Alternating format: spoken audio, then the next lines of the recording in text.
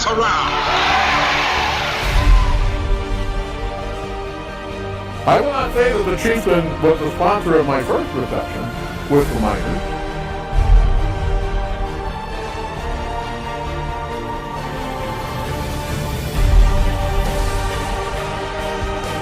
That man Roosevelt, and a man in the back of the room stood up and said, "We will run him for vice president and never hear from him again." That's the name I dearly love, the 1st Volunteer Cavalry, going to go for God and country and prevail over the Spanish.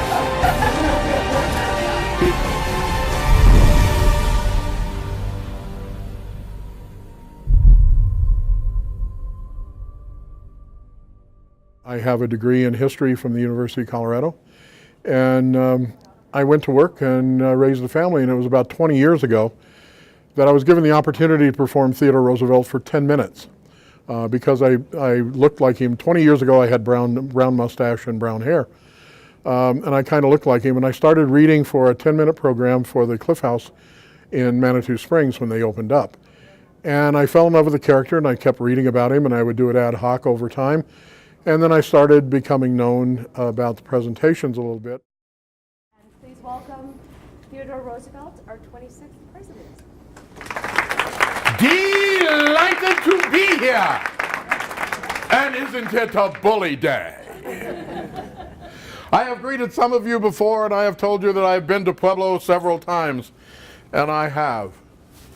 This is not my first trip down here, although it is one of the more pleasant ones. For you see, my first trip to Pueblo was in 1900 when Mr. McKinley and I were running for president and vice president of this country. We were running against a stalwart opponent in William Jennings Bryan from the Democrat Party. Now in this town, the Democrat Party was running wild. And Jennings Bryan preceded me in Pueblo and in Victor and in Cripple Creek by a week. And when I was asked to come down and dedicate a building in Pueblo in 1900, I accepted that, knowing full well that I was coming into enemy territory. But I came down anyway. I came down on General Palmer's Denver and Rio Grande, and the station was up at Mineral Palace Park, and I transferred to a carriage which brought me down to the station for the Santa Fe Railroad, where we were dedicating the building. Little did I know that William Jennings Bryan's operative had been to work. They had brought down 200 silver miners from Leadville, specifically to hear me talk on the gold standard that Mr. McKinley and I were operating under. And specifically, they were to boo me. And they accomplished that very bully well.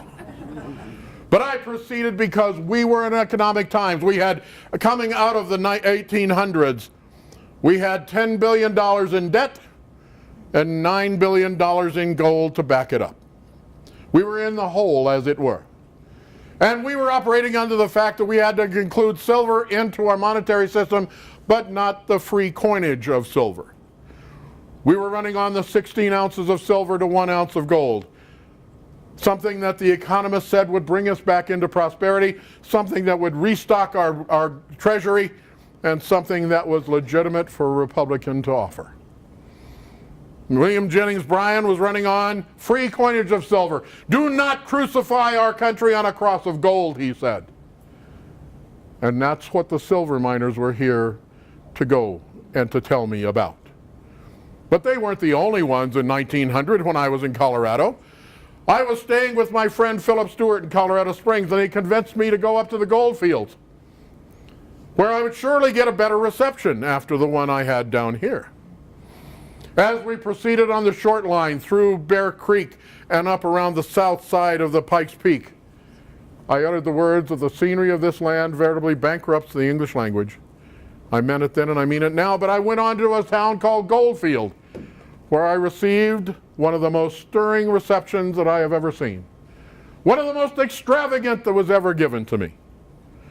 For at 75 cents a tomato and $1.25 an egg that they threw at me, it was truly an outflow of currency. For you see, the gold miners were just as upset with us as we were as the silver miners in Pueblo, because they felt that 16 ounces of silver debased their gold. And they were upset with me. Well, I bound up my wounds, went back to Colorado Springs, and went back on the campaign trail. And I did not return to Pueblo until 1903.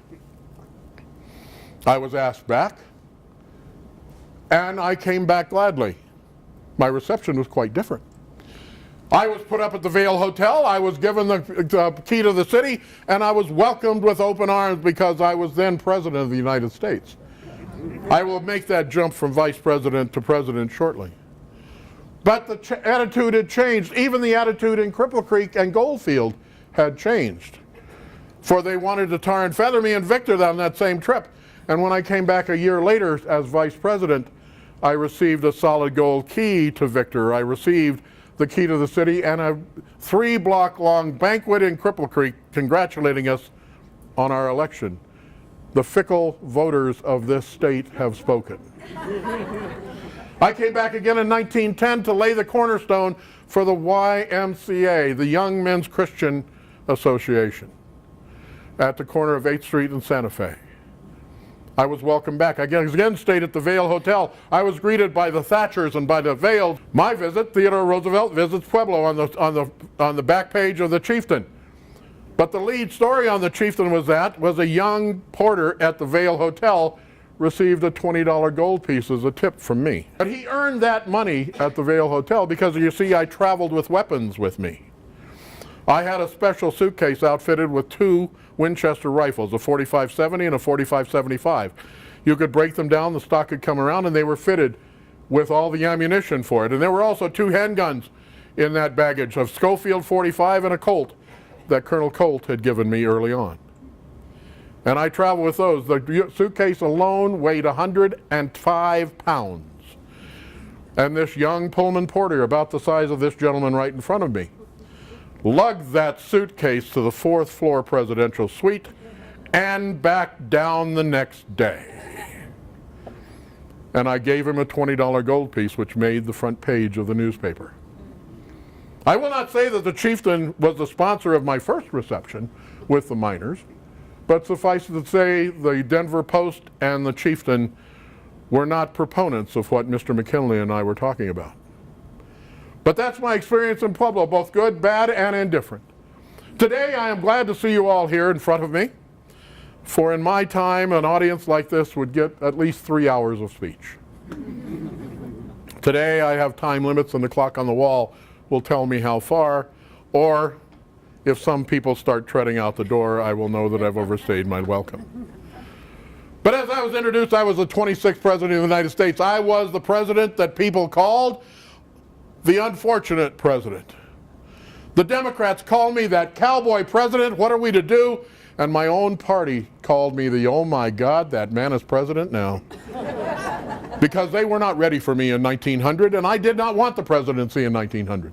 I did not want the vice presidency in 1900. I was safely ensconced in one of the best jobs I have ever had in my life, the governor of New York State. And I felt I was making a difference in that government. I felt that I was making a change in it, and it was exactly what I wanted to do. They were afraid of me in the political circles, in Republican and Democrats, because I was a reformer. I wanted to make this country work the way I knew it could work. And I was about for change, because we were experiencing some of the greatest cultural changes in the history of this country, in the history of the world. For we were going from an agrarian society where people took care of themselves on farms and small communities. If you got sick, people would help you. If you were ill or if you died, people would help you and raise barns and take care of your family needs. But we were going from that form of life to life in the inner city where no one talked to their neighbors, even in a tenement house. If you got ill, you fell under and died because no one would take care of you. That cultural change from the agrarian to the industrial was an enormous change in our life. And it had to be addressed by politics. It had to be addressed by the government. But I did not come to the presidency willingly. As governor of New York, a delegation of 3 of my friends from Congress came and said, the party is going to run you for vice president. And I said, absolutely not. I will not take that job. I do not want it, and I will not accept it. And they talked to me at length, and I turned them down. 3 weeks later, a delegation of 20 of my friends from Congress came in and said, Theodore, you may not have a choice. You better accept it now as vice president. And my wife came into the room, Edith, and she said, Theodore, why would you ever take the vice presidency? And I said, I will not. She said, we have a salary here that I can manage our lives on. We have a house provided by the state of New York, and we have travel expenses that we can count upon. Why would you ever want to trade that job for vice president? Because the vice president had a pittance of a salary. He had no official duties, and he did not make a difference. He was left to oblivion, which is exactly what the Republican wanted of me. Because you see, they had a meeting in a small room. Because I was one of the most popular men in the country at the time. My experiences in the Spanish War made it so. And they were afraid of what I was going to do. And they had a meeting in a second-floor room above a saloon, and they were swilling brandy and smoking cigars. And Mark Hanna and Tom Pratt, the lead of the Republican Party, said, what are we to do with that man, Roosevelt? And a man in the back of the room stood up and said, we will run him for vice president and never hear from him again. They thought that was a brilliant idea, except Tom Pratt. He said, no, no, no, you don't understand. He is but a heartbeat away from the presidency. And Mark Hanna said, but you don't understand. We cannot afford to have him running around loose. So that summer, the 3rd Brigade of 50 people came to Albany. And my friend from Congress said, you do not have a choice. You will be nominated. So I went to the convention that summer. I was there ostensibly to second Mr. McKinley's nomination for president. I asked him to do that because I was going to deny the vice presidency in my speech. As I stood in the wings above the dais and they started to announce me, a brash young man from the party brushed past me, took over the dais and pronounced, I nominate Theodore Roosevelt for vice president of the United States. All those in favor say aye, and the room erupted with ayes. All those opposed say nay, and my singular nay was heard, but very weakly. I was drafted. I was impressed. I was made vice president over my objections. And so I took the stump. That's why I came to Pueblo in 1900 and got booed, because I knew that I could speak for Mr. McKinley and myself and espouse those needs that this country had to have happen to it, even though Mr. McKinley was bought and paid for by the wealthy of the East. We ran a hard race. So did William Jennings Bryan. That is the only type of race I know how to run, is a hard-fought, direct campaign.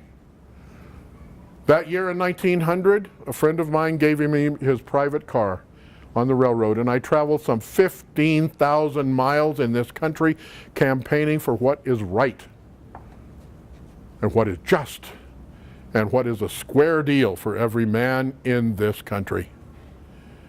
And we prevailed. In 1901, I came back to Colorado 4 times. I was here and left on September 5th out of Colorado Springs to go back to Oyster Bay. On September 6th, Mr. McKinley was at the Pan American Exposition, and he reached out to a gentleman who apparently had an injured hand to shake his hand. And that man raised it up and fired a .32 caliber bullet into his chest. 6 days later, Mr. McKinley was near death, and I was at his side, and he succumbed to his wound, and I became the cowboy president. But I was always not destined for that. My life began with trials and tribulations that would be convex to most people. I was born in 1858, a time of great turmoil in this country. The Kansas-Nebraska Act, Colorado was being segmented off of the Kansas Territory, and it was being argued in Congress about slavery. Whether Kansas would come into the Union slave or free. Now, my parents had definite attitude about that. My father was a patrician from New York City. The Roosevelts and the Van Scocks came over on the Mayflower. The Roosevelts came over in 1644 and they settled New Amsterdam, which is now Harlem in Manhattan. They were quite wealthy. We had businesses up and down the front seaboard. But my father was a strict abolitionist. My mother, on the other hand, was a Georgia belle. Plantation born and bred, Southern belle of the finest quality.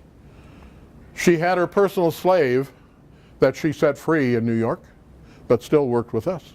And her family were slave owners, and they had a plantation in Roswell, Georgia, the Bullock Hall. And so I had both sides of that coin when I was growing up. My father would go down to Washington and apply his trade as a lobbyist to get better treatment of people. And my mother would wrap bandages and get contraband put together in a house to ship by blockade runners back to the South. And so I had this turmoil in my house between what was right and what was wrong. We were the only house in New York City that could fly the Stars and Stripes and the Stars and Bars and get away with it. And it was an amazing household. I had 2 sisters and a brother, but I was asthmatic. I was born with intractable asthma. I was near death so many times my father stopped counting. Some of my earliest memories was my father driving breakneck speed through Central Park in our 2-horse carriage with my mother propping me up against the front so that air could be driven into my lungs so that I could breathe and survive. The house was rampant with eucalyptus vapors, and I was drinking coffee at the age of 3 because that was one of the bronchial dilators that the doctor suggested for me. But I was unable to run and jump, and so I was homeschooled by these 2 marvelous parents. My father taught me of the square deal, of how to give a proper contract and a deal to your customers so that you come out and the customer comes out happy in the deal. How to make compromises to the point where you can be happy on both sides. He taught me about science and mathematics, and he taught me those hard-headed business skills that you need to have in life. My mother, on the other hand, was, as I said, a Georgia belle. She taught me the appreciation of the arts. Opera, fine arts, paintings, poetry. We read the Iliad, Homer's Odyssey. We read Shakespeare as a child, and I was familiar with his quotations. She taught me the finer things of life, how to enjoy a meal properly, and how to enjoy life, and how to dance even though I was asthmatic. I could not go to regular school, and I could not run and jump, but when we would go to Oyster Bay in Long Island, some 35 miles from New York City, I would regain my health for the summertime because the air was moisturized by the passing breezes off the ocean. And it was clean and pure air. And I did not have coal smoke and coal dust to contend with in my lungs. I started hiking in the woods, and I started to take my first samples of the flora and fauna that were out there. I was 8 years old. And I took my slingshot and I shot my first animal with a slingshot, a squirrel. And as he dropped to the ground, I wondered how he worked. And so I set about dissecting him crudely because I'd never dissected an animal before. And I was so happy with my find and what I was doing, I skinned him and did a rough taxidermy on him, stuffing him with grass and salt and stitching him roughly together. And when I brought it home to my mother and presented it to her, she fainted. Now, when my father came up on the weekends, because he was in New York City on business, when he came up on that weekend, my mother presented him with the animal. And my father came to me and said, "Is this what you want to do for your life?" And I said, "Father, I have had such a wonderful time in the woods, and I am so involved with nature. I want to study it. I want to become a naturalist. I want to find out how things work and how to make them better." And he said, "Well, if you want to do this, then I'd better get you some instruction." So he hired a world-renowned taxidermist, the one to the New York Museum of Natural History, to teach me proper taxidermy so I would not have the rough-hewn squirrel that I gave my mother. We would return to Oyster Bay and I would regain my health and I'd be able to do things up there. I rode on the Sound, I rode out in the rivers, and I exercised, but only to go back to New York City. to succumb to my asthma. I was turning 16 with this malady, and I was still being groomed to go to Harvard. I was a legacy student at Harvard. My father had graduated from there, and because my father had been part of Skull and Bones, as well as an honored graduate of Harvard, I was to be accepted, but I still had to take the qualification tests. And so I was preparing for that, and I was all of 16, but I still wasn't making physical progress the way I wanted. And I went to my father and I said to him, "Father, how can I make myself physically fit? How can I get better? What can I do?" And he said, "Theodore, I will tell you the secret to a long and happy life. It is so easy to espouse and so difficult to make happen." And we sat down on the couch and he said, "Theodore, the secret to a long and happy life is the realization that you and you alone are responsible for it. Things can happen to you, things can be there, but until you make up your mind to change, nothing will happen. People can help you and hinder you, but until you make your mind up to make a change in your life and make it for the better, nothing will happen. But once you make your mind up to commit to yourself to something, make it your entire being to do it, and you will live a long and happy life." And I said, "Father, I want to develop my body so that when I go to school, when I go to Harvard, I can enjoy it." And he said, "Well, I can help you there." And we converted the second floor solarium into a gymnasium. We had medicine balls, Indian clubs, a jump rope, and I started walking outside for the first time in my life. He put in a rowing machine that was made out of solid mahogany, and it had brass springs as big around as my forearm. And I rode on it, and I tried, and I was making progress, but I was not ready. I was turning 17, getting ready to go to Harvard in the next year. And I went to him again, and I said, "Father, I've committed myself to everything we have here, but I'm not making as fast a progress." He said, "Well, you are making progress, but if you want to increase your capacity, I will help you there too." He went in and hired a professional for me. A bare knuckles boxer came into our house, and he trained. They were the finest athletes of our time. They had to toe the mark for 15 rounds, or they did not get paid. And they had to punch and be punched by bare knuckles in a 15-foot squared ring. And he brought in a champion to train me and paid him. And he installed a body bag, he installed a punching bag. I jumped rope more, I rode more, I did more road work, and I punched and I boxed and I did things every day until my body was ready and I could breathe.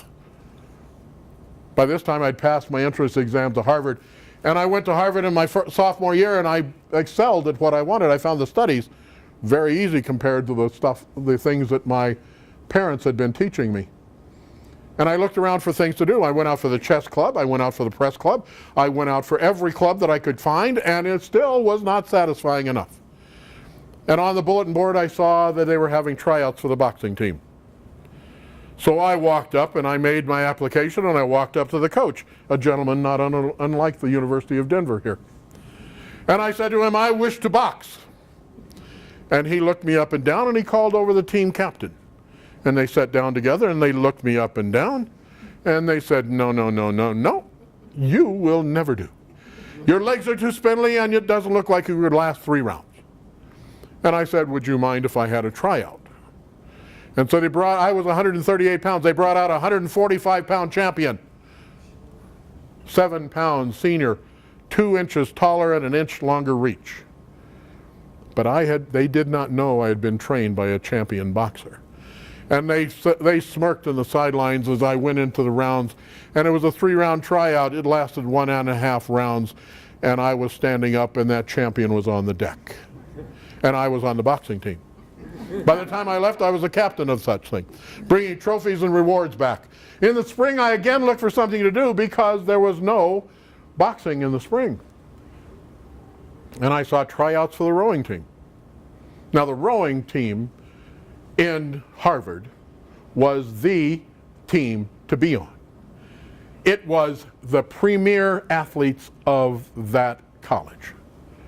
And I walked out, and again I walked up to the coach, not unlike this gentleman here, and I said, "I'd like to row for you." And they looked me up and down again and said the same, "No, no, no, no, no. you will never do. And I said, would you mind if I had a tryout? And so I took a one-man shell out on the Charles River, and I showed them what I could do. They did not know I had a rowing machine made out of solid mahogany weighing 600 pounds in my house. And I was a coxswain on an 8-man crew bringing accolades back to Harvard. They underestimated me at every point, and I learned that that was a skill that I could develop. If they underestimated you and you performed, then you were a great boon to what you were doing. While I was at Harvard, unfortunately my father died. He had stomach cancer. He had been a kindly soul. He was the only man that I ever feared and the only true man that I ever loved. And when he died, it was a great trauma to our family. We did not need the money. We were taken care of by the family fortune and the businesses there. I received a rather large inheritance from him that I invested in cattle ranches in North Dakota, the Dakota Territories. But it was a shock to lose the man that I had greatly admired. We grieved for 2 days because we were not taught how to grieve. It was remember, mourn, and get on with life. Because history is so cut and dried, and it's taught in such an abominable way, that to bring history back to life and to get people interested in it, because I'm one that believes if you ignore history, if you do not know where you've been, you don't know where you're going. I was but a junior in college at the time when he died. And that fall I went to a home in Back Bay, Boston, Chestnut Hill. A friend of mine, Stephen Lee, had taken me home to dinner on a Sunday afternoon. And I walked into the Lee mansion. Mr. Lee Sr. had known my father in business, and they had done some work during the war about better treatment of veterans, because the treatment of veterans from the Civil War was not a good one. If you were from the South, you were turned loose with no recompense. If you were a soldier from the North, they gave you a couple of $100 if you lost a limb. If you didn't, you were released on your own recognizance. There was nothing for veterans after that. And my father fought long and hard for them. Better hospitalization, long-term care, and to have something that they could call their own. And my father and Mr. Lee joined forces in that. But I went home with Stephen, and as I walked through the door, I saw this beautiful blonde woman across the room. 5'2", blue eyes, a figure that could stop a train. And I stopped dead like a knife in a mumbledy-peg game. And I pulled Stephen back because he was moving into the room. And I said, Stephen, who is that lovely creature across the room? And he said, why, Theodore? And I said, I have made up my mind to marry that woman. And he laughed in my face and he said, good luck, she's my sister. And I said, you misunderstand. I care not who she is or what she's doing, but I will marry that woman. I have found my mate. And he again said, with laughter in his heart and his mind, good luck. For you see, not only is she my sister, but she has money of her own from our grandparents. She is educated, and she has all the gentle skills of any woman that I have ever met. She is the prime catch in Boston, and every man jack worth his salt in this town has got his cap set for her, and you shrimp, will not make it. And I said, you misunderstand me. I have just made up my mind to marry her, and I will accomplish it. Well, at the end of dinner, the gentleman went into the library for brandy and cigars, neither of which I partook of. Couldn't stand the taste of brandy, and cigars fouled my lungs. But I went in anyway, and the women adjourned to the drawing room for coffee. I went over to the senior, Mr. Lee, and I said, sir, thank you for having me here. You knew my father in business, and you were great friends, and I thank you for your patience with me. And I said, you do know that we lost him last year? And he said, yes, a great loss to the community. And I said, sir, I'm still a very young man. Can I rely on you to be my mentor? I am still a very young man. I need to have the tutelage of an older man in business. I need to know what I can do and to have the guidance of a father-like figure in my life. And I was wondering if you would accomplish that for me. He grabbed me around the shoulders and said, Theodore, my boy, consider it done. You may come to me at any time you like. You may come and ask me for advice. You may come just to talk, if that's what you wish, but feel free to do that. Later on, as we were making our exit to return to the dormitory, I went up to Mrs. Lee and I complimented her on her food. I said, your table was set so lovely, I thought that I was at my own Southern mother's table. And the food was superb, and she said, well, the cooks did all of it. I said, you misunderstand. It was your guidance that did it, and I am so pleased that you invited me, and I hope that I could return again sometime. And she looked at me with fondness, and she grabbed me and hugged me and said, Theodore, you may come back at any time. Just call and be here. You may be at our table when you would like. I made Stephen even a closer friend, and I positioned myself at every Sunday dinner, at every family holiday, at every opportunity. I was at that dinner table, and by the fall of 1879, I was at the right hand of the fair Alice at every dinner. Valentine's Day of 1880, I was getting ready to graduate from Harvard because I had completed all the studies. I was to be graduated in June, and we were at dinner at Valentine's Day, and I had given my fair Alice some flowers, and I was at the right hand of the fair Alice. And at dinner, I turned to Alice and I said, my dear, have you ever contemplated my offering of marriage to you? And she turned to me and said, Theodore, I did not think I had a choice. You have worn me down. We announced our engagement that spring. We were married after I graduated the next October after I graduated and returned to New York City. And we returned to New York City to the brownstone that my mother was living in so that I could care for her. I became a newspaper columnist, and I was producing newspaper reports on the corruption in the judiciary, both Democrat and Republican. And I looked around for something to do because no matter what kind of wealth you had to have something to do. And if you were to be true to be a man, a true man, you had to have an opportunity to work. My father knew that, my grandfather knew that, my great-grandfathers knew that. So I had to have a job to do. And while I was satisfying writing articles for the New York Times, I needed to have something else. So I enrolled in law school, the Columbia Law School in New York City. That's what people in my class were doing, and that's what other gentlemen were doing, enrolling in law school. I lasted exactly one semester. I found that the law was not quite right for me. For what I found in law school was they were teaching you not how to come to a just conclusion, but how to negotiate, how to equivocate, and how to obfuscate and hide the facts and come to a rotten conclusion. And that was not what I wanted to do. I wanted to make a difference in this life. The only way I could make a difference was to get involved with politics. I again went to my friends, and I went to my mentor, Mr. Lee, and I said, I would like to enter politics. And he asked me, why would you want to do such a lowly profession? You do realize that is but one step above a streetwalker. And I said, but that's the only way to make things happen, to make laws, to make just laws, and to make rules and regulations that benefit this country. That's the only way to make it happen, and that's all I can see in front of me. And he said, well, Theodore, it's not going to be easy for you to break into a political party. As a matter of fact, you will probably need a crowbar to do so. But I found a friend that I can fondly say was my crowbar.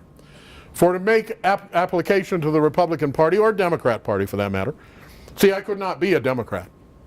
The Democrats ruled the streets, and they were very violent in doing so. The Republicans used bribery and other gentlemanly means to get their points across. So I had to choose the gentlemanly course. That is why politics was not anything but a step above a streetwalker.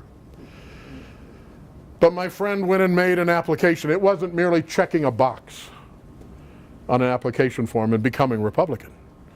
You had to have somebody who was already a Republican make a case for you. And then you had to go before a jury of 12 and make your own case. And we went to a saloon on the Lower East Side of New York City. And they had a second floor room where they were operating, where brandy was being swilled and cigars are being smoked. My friend made a brilliant oratory for me, and they called me up for my justification, and I did the best that I could. And I went down to the bar below to wait with my friend, for each one of the 12 had 2 marbles in his hand, one black and one white.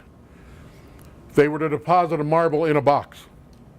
If you got one black ball, you were barred from political activity and political parties for life. If you got all white balls, you were made a Republican for the same period of time, for life. The only thing that could get kicked out of the party for was conviction for and serving time for murder. Brandy being swilled and cigars being smoked. And they said, what are we to do with Theodore? And a gentleman in the back of the room came up and said, we have a 1-year position in Albany for an assemblyman. We can run him up there and we'll never hear from him again. And they thought that was a fine idea. And they came to me and they said, would you like to be in Albany? And I said, absolutely. I want to be there. And they said, well, we'll run you for assemblyman and we will send you to Albany. And I said, and we'll give you about a 15 percentage point gain on the vote. And I said, you can do that? And they said, surely. It's our district. And so I ran a spirited campaign. I really didn't have to. They had the fix in. But I ran a spirited campaign, and I was elected, and they were better than that. I was won by 17 points. And I went to Albany. And that first year, I sat back, and I watched. And I observed, and I saw how things were done. I saw the power brokers. I saw people that were getting irritated at the way things were done. I made friends there. But I accomplished next to nothing. When I came back after my first year, they were so proud of me for doing nothing that they came back and said, would you like to go back? And I said, absolutely. And they said, we'll give you a little bit more credibility. We will let you win by 25 to 26 points. And so I ran a spirited campaign, and I told them exactly what I was going to do. I was going to make changes. I was going to get proposed legislation that would take the power out of money. And I ran a spirited race, and they were better than their quality. I won by 27 points. And I went back, but by this time we had a core group of 30 legislators that wanted to make a difference. And we started to make changes in the Civil Service Commission to where positions were not bartered and paid for, that you had to be qualified to do the job that you were given, that you could not be fired for your political activity in the state of New York. And we made giant changes. I went back and they said, Theodore, we're not happy with you. You have not done what we told you to do. And I said, I did what was right. And I did what was just. And they said, well, are you going to run for a third term? And I said, absolutely. And they said, well, you do it without our support. You may run as a Republican because you are. But we will not support you. We will not guarantee victory. And matter of fact, we will put a candidate against you. I ran a spirited campaign thanks to the New York Times, and I won by the highest percentage victory of any assemblyman in the history of New York, because people could trust me. They knew that I was a man of my word. They knew that I'd made up my mind to do what was right for the state and for the city of New York, and they trusted me to go back. By this time, I was overjoyed for 2 reasons. I was returning to the assembly, and my wife Alice was with child. I had a playmate coming into this picture. For you see, I'd never lost my childlike nature. And we were expecting a child, but Alice was not doing well. She was 5'2", very slightly built, and was having trouble with pregnancy. And it was misery for me to leave her to go to Albany. The letters I would write, and I termed it, the only solace I have is reading my Bible alone at night, because I do not have my sweet queen by my side. And she would write back long, loving letters to me, proclaiming that the child would be brilliant and exemplify both of the best qualities of each one of us. I came back the 1st of February, and our daughter Alice was born on the 10th of February. And my wife was still not doing good, and received the bad news that my mother was feeling the ill effects of typhoid fever. And they had both in the brownstone in New York City. My mother on the 3rd floor suffering from typhoid, and my wife in our bedroom on the 2nd floor suffering from what we found was Bright's disease, a toxemia of pregnancy. And I was about ready to leave for Albany again. The doctor said it would be fine with a short train ride, I could be back.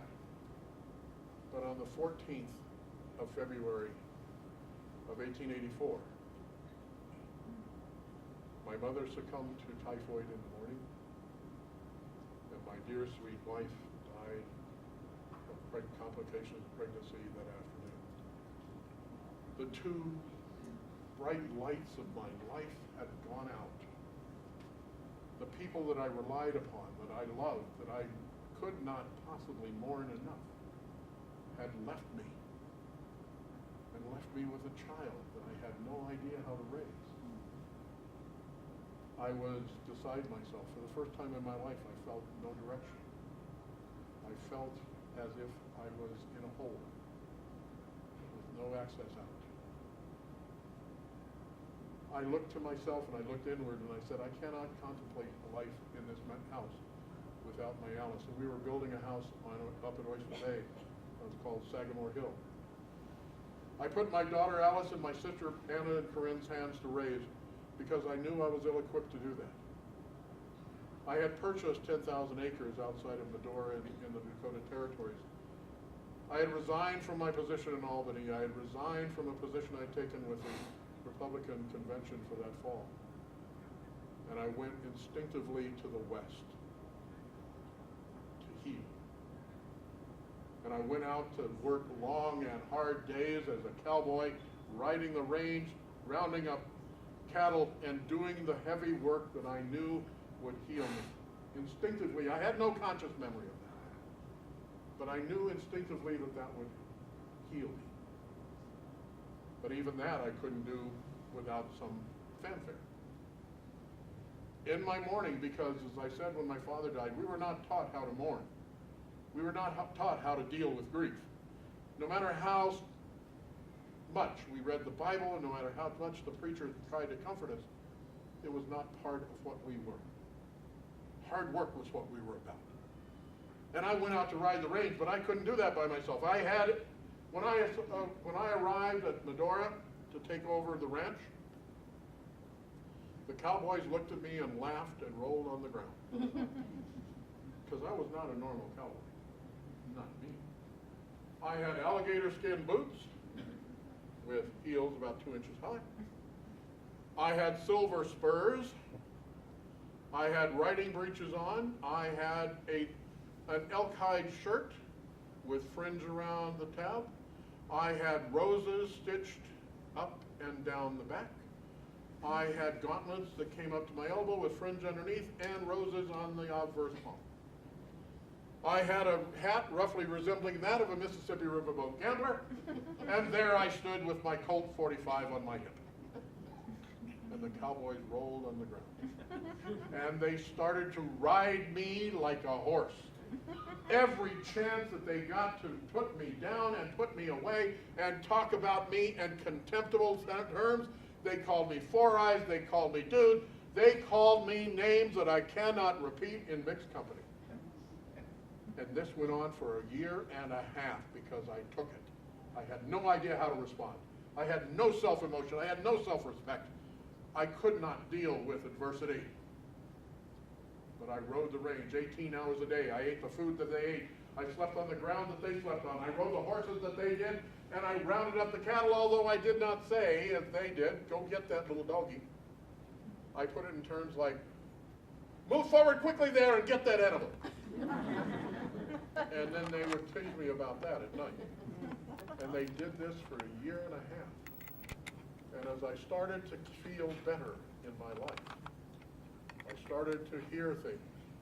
And I started to realize what was going on in my life. And in early 1886, the cowboys, for whatever reason, decided to take me to a saloon with them. I was supposed to make more fun of me since I did not drink alcohol. My brother did, but I did not. And they took me to a saloon. And there was another group of cowboys from a different ranch and several ladies in the room. Now, true, they were soiled doves, but they were ladies, and in my view, in my upbringing, they were women worthy of respect no matter what they did. And there was a cowhand about 6'4", 200 and some pounds, turning the air blue with epaulets that would make your hair curl even if you were in another saloon. And I was getting angry. And I walked over to him and I stood in front of him and I looked up, my 5'8" frame in all of its glory, and I said, "Shut up!" And as I saw his fist start to curl, I jumped upon him and I hit him in the face and I knocked him to the ground and I straddled his chest and I began to beat him severely about the head and shoulders. And my cowboy friends had to pull me off and take me outside to cool off, while his friends apologized to the women and drug him off unconscious. When I came out of that anger, I had realized that while I had not been wasting my time, I had been feeling sorry for myself. And I was better than that. That I had a destiny to fulfill. And it was my time to do that. And from that moment on, the cowboys not only were my friends, and they were all along, they knew what the medicine was for me better than I did. But they were lifelong friends. Bill Sewell rode with me up San Juan Hill. And they supported me, and about a month later I was sitting in a cafe in Medora and I was reading a 2-month-old newspaper from New York. It takes that long to get out there from New York. And I read a little column down to the bottom and they said, "Theodore Roosevelt is running for mayor of New York." Well, that was kind of news to me. I had no idea anyone had done that. But I thought, what a brilliant idea. Get back into politics immediately. And I said, I will be back in the saddle soon. I had purchased another 10,000 acres of Maltese Cross. I had the Elkhorn and the Maltese Cross.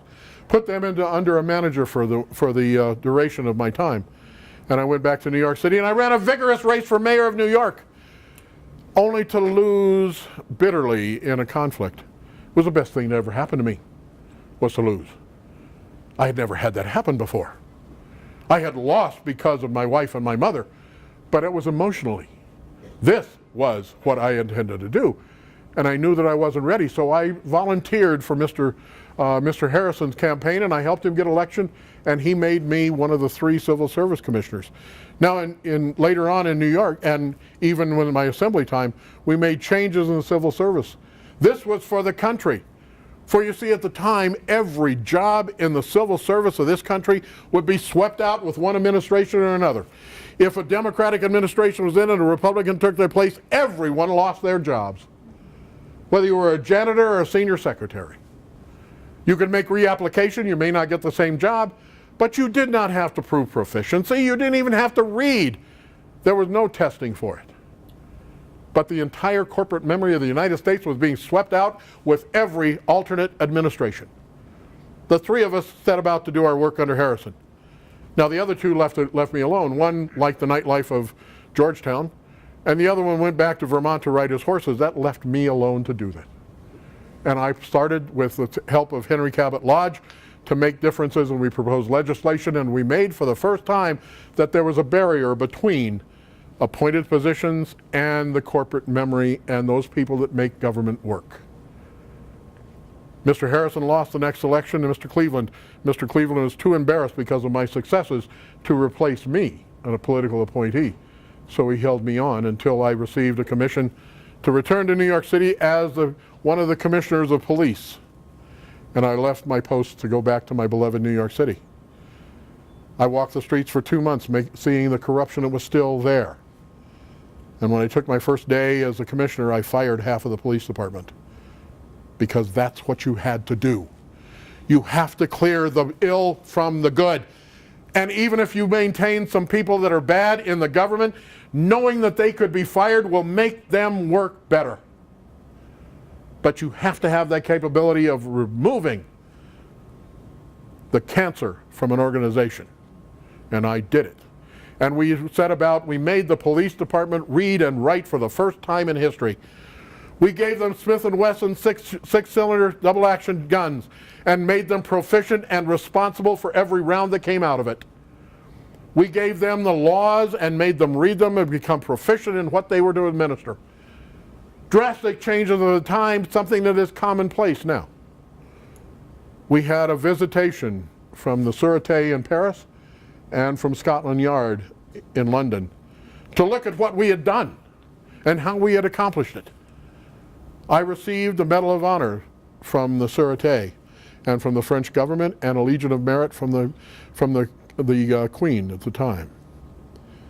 I went on and I supported Mr. McKinley in his election in 1896, and when he became president, he gave me one of the best jobs I've ever had, Under Secretary of the Navy.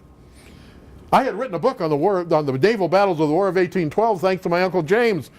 My Uncle James was an admiral in the Confederate Navy, James Bullock. And he knew about the War of 1812, and he told me about it, and we researched it, and we produced a book that is still being read in Annapolis today, in your time. And I was involved with that. I had sailed on the Sound. I had sailed in the rivers. I was an accomplished sailor. I was a rower from my college days, and being involved with the Navy. I was the undersecretary, but the secretary apparently had done more for Mr. McKinley than I. And he was a political appointee. Now he was also, Mr. Knox, he was also a reputed hypochondriac. So at every opportunity I questioned his health. I said, "Are you feeling all right, sir? Maybe you should sit down. Would you like a glass of water?" I also found out a startling truth about government, that things happen on the weekends. Amazingly enough. Commodore Dewey was in the Pacific, and the Spanish were beginning to rattle their swords. And he sent a cable, "What do I do if the Spanish attack?" And I sent back to him, "Take Manila at all costs and secure the Pacific for the United States of America." And in 1898, I finally convinced Mr. McKinley that Cuba was a sword aimed at our underbelly, and that we should do something to protect our interests there. He had been denying that. The newspapers, my friend William Randolph Hearst was running article after article about the exploitation of the Cubans by the Spanish and in South America. Finally we prevailed, and we dispatched the flotilla with the battleship Maine to Havana Harbor. Now, whether you believe, my friend William Randolph Hearst, that it was a Spanish mine that blew it up, or you believe the detractors from it, that it was a coal bunker explosion, it matters not.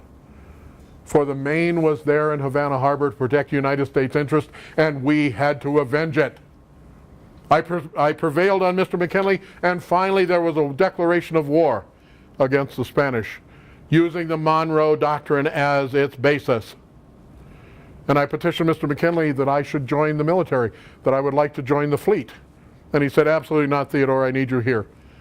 I said, "Well, I will resign and do something." And he said, "Well, if you must, Congress has just allocated funds for 3 volunteer regiments. I will give you second in command of one of the cavalry units if you would like it. But you must have a regular Army officer in charge." And he gave me one of the most brilliant people I've ever met in my life. Leonard Wood. Colonel Leonard Wood was not only a medical doctor, but he was a West Point graduate and a cavalry veteran. A fine instructor. And I said, "Absolutely." They made me a lieutenant colonel. I was delighted in that role. I could sit astride a horse, I had a uniform, and I was able to make a difference. And we put out the hue and cry for the 1st Volunteer Cavalry. That's a name I dearly love, the 1st Volunteer Cavalry.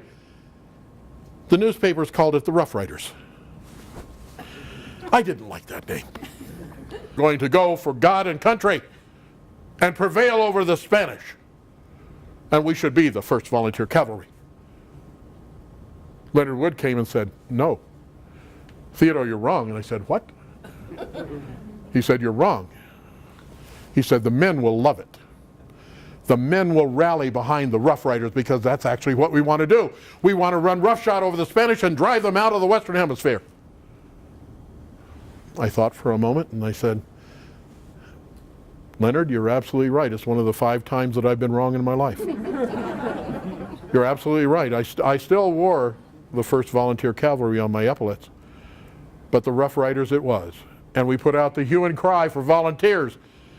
And in the first day, We got 2,500 applications for 960 positions. In the first 2 weeks, we had over 10,000 people volunteer for 960 positions.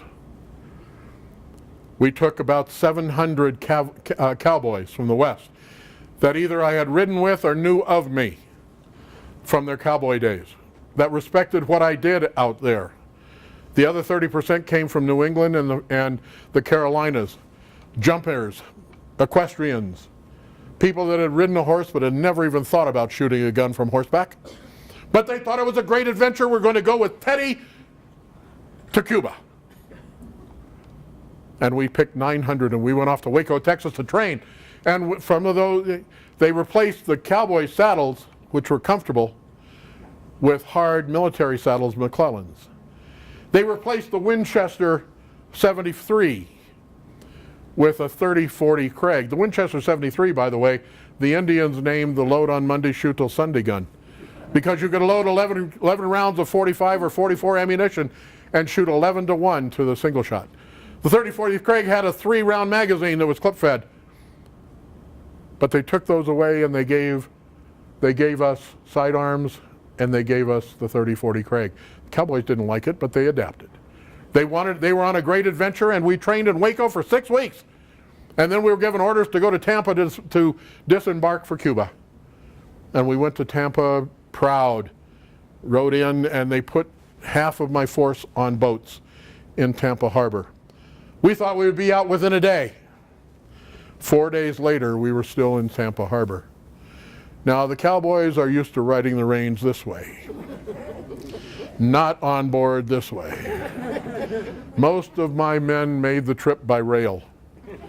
I was rather discomforted myself, but I had had enough sea experience that it was not that much of a bother. We landed in Las Guaymas. One problem when you're a cavalry outfit and they forget your horses in Tampa, you become an infantry outfit. My cowboys didn't like that. They don't like to walk. But we disembarked in Las Guaymas, in Daiquiri, and the officers had their horses. I had two. I had Little Texas and Old Grizz. And the Navy, in their wisdom, now I will never fault the Navy for any decision they ever make. The Navy is one of the finest groups of people I have ever had a chance to be associated with. But their dealing with horses is a little short of common sense. For they put them on a double bosun swing, put them out over the railing, and drop them into the ocean. And their logic was, horses can swim, can't they? Well, Little Texas saw shore and she took off and made it to shore. Old Grizz was, you could ride her all day long, she would never get tired, but she was old. She decided to go home and she took the other direction toward Key West. And we never saw Old Grizz again. Little Texas made it to shore and we saddled her up and off we went towards Santiago. Rifled with snipers on left and the right.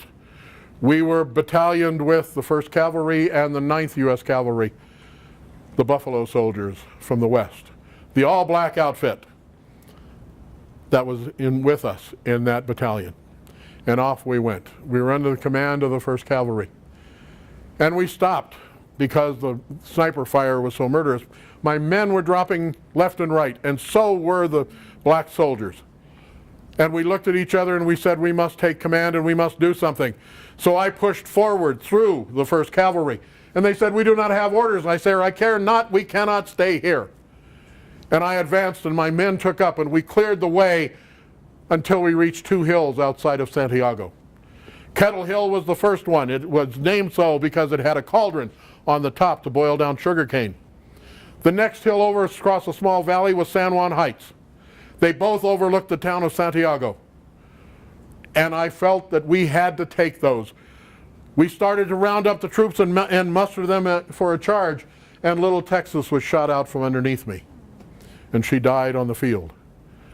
I wandered around and we led that first charge up Kettle Hill, the 9th U.S. Cavalry on my flank and my men with us, and up we went. I outran my forces. I had to go back and pick them up and take them with me. But we prevailed and we took 30% casualties on that charge. And we took the high ground and raised the stars and stripes on that hill. We looked around and all the officer corps from the 9th U.S. Cavalry, all white officers to a black corps. They had either gone or retreated back behind the lines.